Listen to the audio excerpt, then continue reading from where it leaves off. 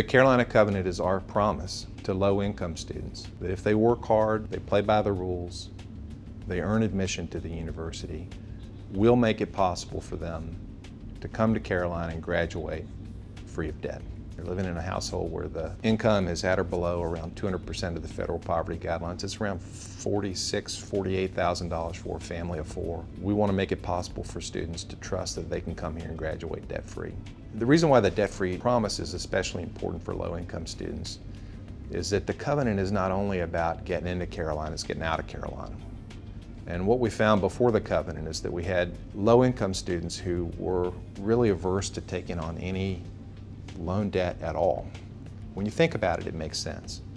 If you don't have any money in your household, the prospect of borrowing money to go to school can be a really scary thing. So we found here that low-income students were trying to do the impossible. Instead of trying to work 10 or 12 hours in a work-study job, which actually is a really good thing and it helps students do well academically, they were working 20 hours a week, 30 hours a week, 40 hours a week. And there aren't many people anywhere who can take a full load of classes at an institution like this one and work that many hours and survive. So from the very beginning, the covenant was both for opportunity and it was for success. Thousands of students have gone through the covenant. You know, in any given class, it depends on the year, 12 to 14% of all the new students are covenant scholars.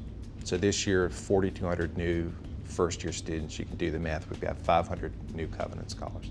Multiply that times 4, we've got a couple of thousand covenant scholars on this campus at any given time. You know, if you think about it this way, you know, in every class of the university, there are covenant scholars. In every residence hall, there are covenant scholars. In every student organization, there are covenant scholars. They're woven into the life of the institution. And they have the opportunity to declare themselves as covenant scholars if they choose, or to keep that to themselves if that's what they choose to do. 80 to 100 different schools around the country, they pretty quickly after we introduced the covenant said, we'd like to do the covenant too. The covenant was designed to send a very clear signal to students for whom UNC would be the perfect choice, but who might not think it was a choice they could make. And it was also designed, again, to make sure that once people had access to the university, once they walked through the door, that they kept walking until they walked across the stage.